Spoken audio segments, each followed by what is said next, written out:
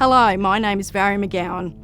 Once I was a young teenager with a whole life mapped out and excited for a bright future ahead of me. I had just completed Year 12 and had accepted an offer to university to study journalism. The Saturday evening before Christmas, whilst learning how to drive, my family and I were hit head-on by a drink driver. My mother and then 4-year-old brother did not return home for 3 months. My brother had fractured his skull, broken his spine in several places, his spleen had ruptured and his lungs had collapsed. He'd been clinically dead 3 times that night before being admitted to hospital.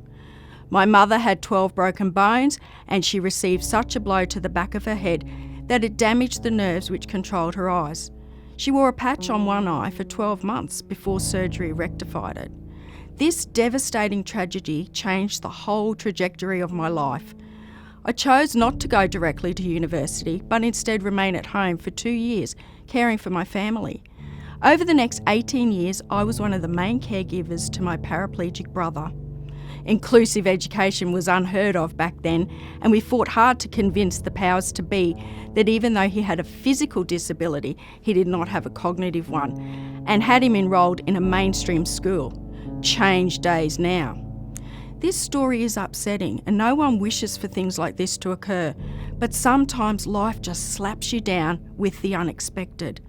No doubt you too have a story to tell. The thing is, does this have to remain as your story? Is this what you want to focus on for the rest of your life? It took me a long time to realise that I could either be the victim of my circumstances or the creator of my future. I could either suffer from post-traumatic stress or I could use this experience for post-traumatic growth. How do you do this, you may ask? It is simple, but it's not easy. Your brain is programmed for negative thoughts, and I had a lot of them, believe me. I had to embrace some self-determination to become competent, to move forward and achieve new goals. Yes, it appeared at that time that life was crappy and it was very difficult to see a future. I began to keep a journal, and every night I wrote down 3 things that I was grateful for. I would do it before going to sleep each night, so I went to bed with good thoughts. I've since learned that this activity was actually helping my brain start to scan for good things instead of always scanning for threats. I began telling myself a different story. I was part of a loving family. I had exceptionally good friends. I had a roof over my head and food on the table. Years later, and after going on a quest for knowledge on building resilience and reducing anxiety, I found different tools to help identify strengths. Humour and curiosity are 2 of my core strengths. I began to use these strengths in everything I did. When you are good at something, you enjoy doing it, and it allows you to travel through unpleasant tasks. I now look for strengths in others too. Take notice the next time you talk to someone and they light up. They become more animated, use more words and talk for a long time. This is because the topic is based around one of their strengths. You will not see this in me if you ask me about my ironing. I hate ironing. I've spent a long time developing these skills and changing my mindset, and I'm certainly still a work in progress.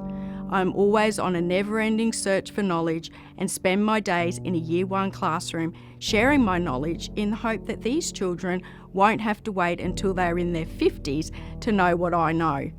The number one thing I have learned is that persistence is key. My classroom mantra is, "We don't quit because we've got grit."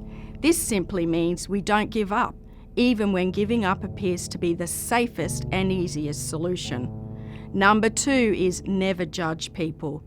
My brother's injuries were visual and everyone knew, but mine were not so visible, and my injuries took a toll on my mental well-being, something people did not know. And number 3, physical damage may be permanent, but the prognosis doesn't have to be. I'm a happily married mother of 2 adult sons. I have a career in teaching that I love. Never thought that was in the future for me.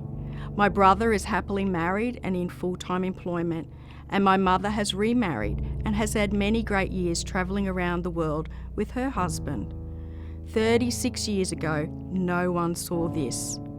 Remember, everything we experience is a moment in time, and we can either sit around wallowing in fear and anger and whining about how you got there, or you can focus on what you can control, your words. The tools and knowledge are there. It's up to you how and when you use them. It's your future. It's your life. Be the controller.